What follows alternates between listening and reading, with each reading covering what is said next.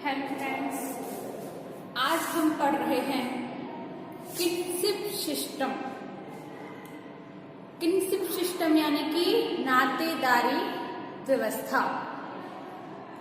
नातेदारी क्या होती है? जैसे कि हमने पहले वीडियो में पढ़ा था कि परिवार सामाजिक व्यवस्था की एक इकाई है, यह सामाजिक व्यवस्था का एक आधार है। इसी प्रकार नातेदारी भी सामाजिक व्यवस्था का एक आधार है। नातेदारी व्यवस्था जो होती है वो व्यक्ति को और परिवार को जोड़े रखती है। आपस में नाता प्रकट करने के कारण उनमें आपस में जो नाता होता है, उनमें आपस में संबंध जो होता है, उसके कारण उन सबको एक सूत्र में बांधे रखती है नातेदारी। आमतौर पर देखते हैं नातेदारी दो प्रकार की होती है। एक तो ब्लड रिलेशन यानी कि रक्त संबंध, जिनसे हमारा ब्लड का रिलेशन होता है, और एक होता है मैरिड रिलेशन यानी कि विवाह संबंध, जिनके साथ विवाह करने के बाद जो संबंध बनते हैं वो होती है वैवाहिक नातेदारी, और जिनसे रक्त का संबंध होता है वह होती है रक्त संबंधी नातेदारी। रक्त संबंधी नातेदारी किससे होती है? जैसे कि पिता की पुत्र से, पुत्री से, आपस में भाई बहनों की, माँ बेटी की, ठीक है। और विवाह संबंधी नातेदारी होती है वो होती है पति पत्नी। पति पत्नी के बीच में कैसा रिश्ता है? विवाह से बना है हमारा रिश्ता।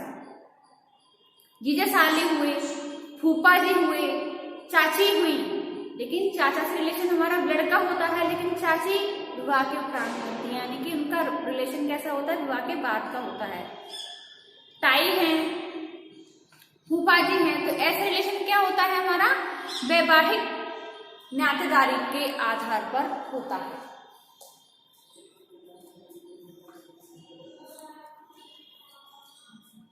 नातेदारी व्यवस्था को स्पष्ट करने के लिए आधुनिक शोध कार्यों से प्राप्त होता है कि आदिम समाज में लोग प्राथमिक संबंधों में जो बांधने वाला जो आधार था वह नातेदारी ही था। परिवार सामाजिक संगठन का आधार है और नातेदारी उसका सिद्धांत। नातेदारी अधिकार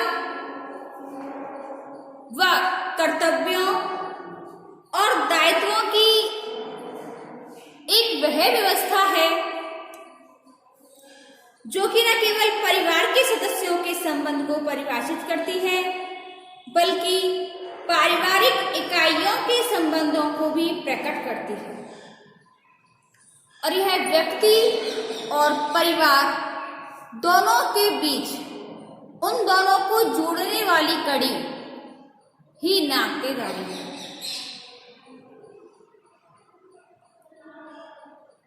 प्राथमिक रूप से देखते हैं कि नातेदारी प्रजनन पर आधारित होती है। प्रजनन पर आधारित होती है। मानव की जनन की इच्छा से ही रक्त संबंधी और विवाह संबंधी नातेदारी संबंध को जन्म मिलता है। रक्त संबंध माता और संतानों के बीच में होते हैं। ये संबंध समान रक्त संबंधियों में पाए जाते हैं, और जो वैवाहिक संबंध होते हैं वो विवाह के उपरांत बनते हैं, यानी कि शादी के बाद बनते हैं। नातेदारी संबंध जैविकीय इच्छा के कारण पनपते हैं, परंतु उनमें सामाजिक स्वीकृति बहुत महत्वपूर्ण होती है। जैसे कि कभी कभी गोद लिया हुआ पुत्र भी सामाजिक स्वीकृति होने के कारण अपना ही पुत्र माना जाता है।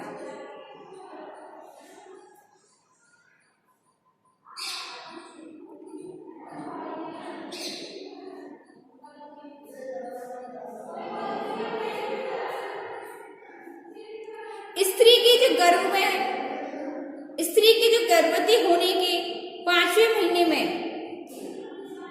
जो भाई उस स्त्री को धनुष बाण भेंट करता है,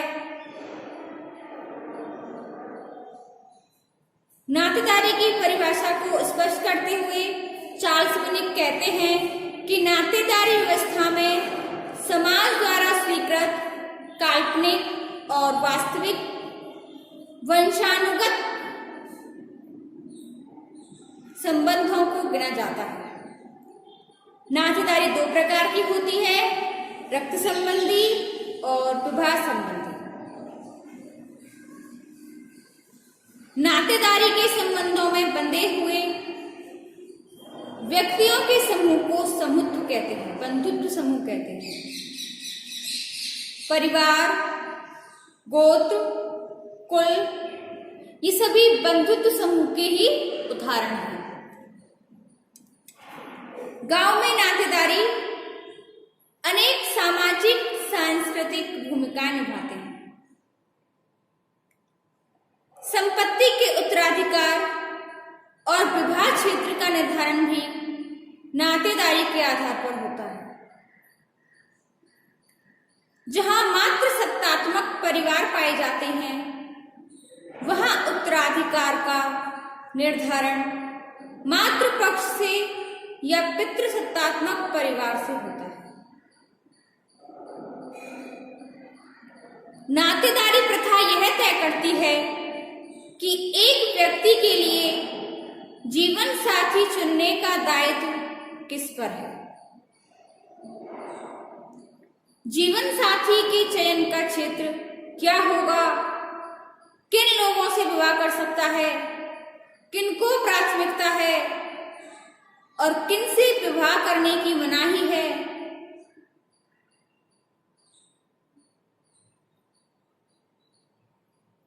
गांव में विवाह साथी का चयन नगरों से अलग होता है।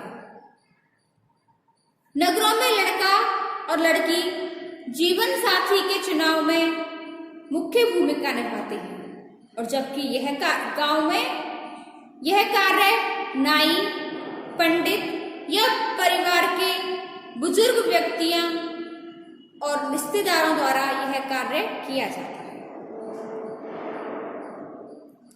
गांव में बंधुत्व संबंधी अनेक नियम और प्रथाएं पाई जाती हैं।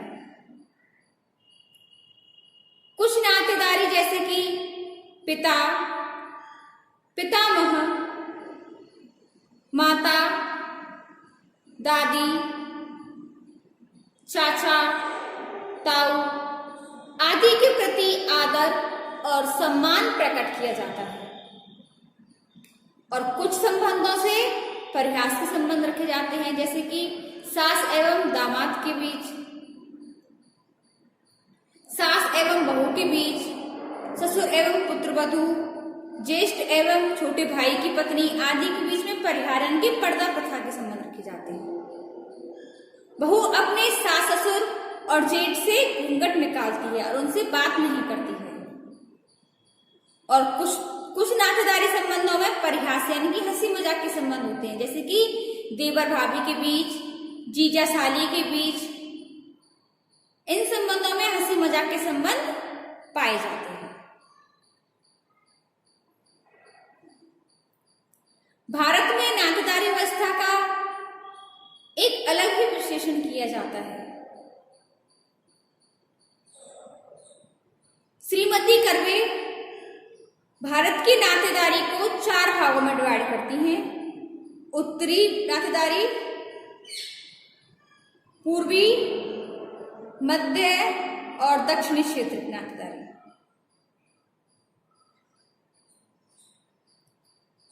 उत्तरी क्षेत्र में जो नातेदारी की प्रथा होती है, इसमें एक व्यक्ति के संबंधियों में क्रमशः परिवार, नातेदार और जाति के सदस्यों को प्राथमिकता दी जाती है। ये कठिनाई के समय एक व्यक्ति अपने परिवार, नातेदारी और जाति के सदस्यों से सहायता पाने की अपेक्षा रखते हैं। यहाँ पर कुलीन विवाह पाए जाते हैं और राजपूतों में अनुलोम विवाह पाए जाते हैं।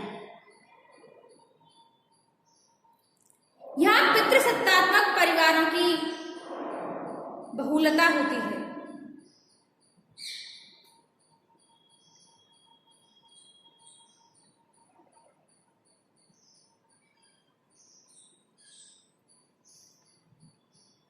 दक्षिणी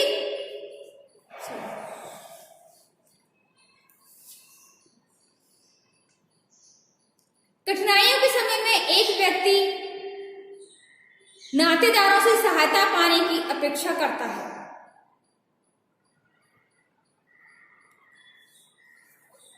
पंजाब एवं दिल्ली के गांव में या आसपास के गांव में बहिर्विवाह पाए जाते हैं। जैसे कि जिस गांव में एक लड़की का विवाह कर दिया जाता है, सामान्य उसी गांव में दूसरी लड़की का विवाह नहीं कर सकते। इस नियम का पालन कम से कम 1 या 2 पीढ़ियों में किया जाता है। गांव में बाल विवाह का प्रचलन अधिक होता है। यहाँ पर छोटे बच्चों का विवाह कर दिया जाता है और लड़की के युवा होने पर ही उसे ससुराल भेजा जाता है, जिसे कि हम क्या कहते हैं, गौना कहते हैं।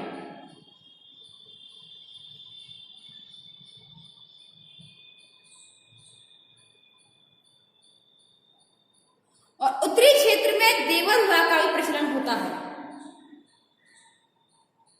और जो कृषि करने वाले जाट होते हैं उनमें बहुपत्नी प्रथा भी पाई जाती है। दहेज प्रथा का भी प्रचलन होता है। अब आती है दक्षिणी क्षेत्र में नातेदारी की प्रथा। दक्षिणी क्षेत्र में पितृसत्तात्मक परिवारों के साथ साथ मातृ सत्तात्मक परिवार भी पाए जाते हैं, जिन्हें थारवाड़ भी कहा जाता है। यहाँ गोत्र बहिर्विवाह का पालन किया जाता है, यानी कि अपने गोत्र से बाहर। प्रत्येक जाति विभिन्न कुलों में बटी हुई होती है। यहाँ कुलों के नाम पशुओं, पौधों और वस्तुओं के नाम पर पाए जाते हैं। अपने कुल यानी कि वंश को छोड़कर किसी भी कुल में विवाह करना संभव होता है। एक पुरुष जिस कुल में विवाह करना चाहता है उस कुल से आगे भी विवाह कर सकता है। आंध्र प्रदेश और कर्नाटक में 2 बहनों के परस्पर विवाह कर सकते हैं, किंतु शेष भागों में इसे श्रेष्ठ नहीं माना है। शब्दावली की दृष्टि से देखते हैं कि दक्षिण के गांव में विवाह एवं रक्त संबंधियों के लिए भिन्न भिन्न शब्द नहीं पाए जाते हैं।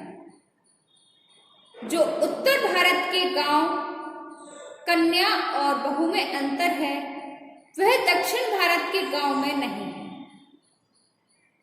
यहाँ स्त्री अधिक स्वतंत्र है। दक्षिणी क्षेत्र के गांव में पति अजनबी व्यक्ति नहीं होती है, बल्कि वह बचपन का मित्र या साथी होती है।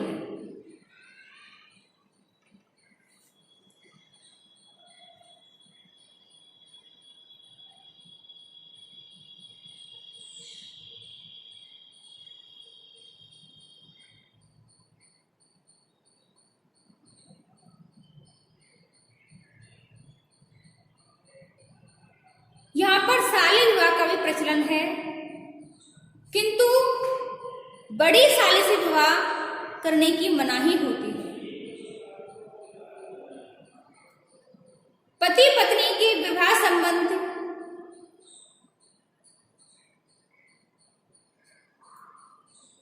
साथी या मित्र के होते हैं।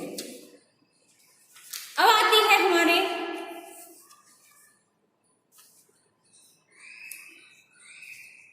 आज का टॉपिक, बस हमारा यही समाप्त होता है।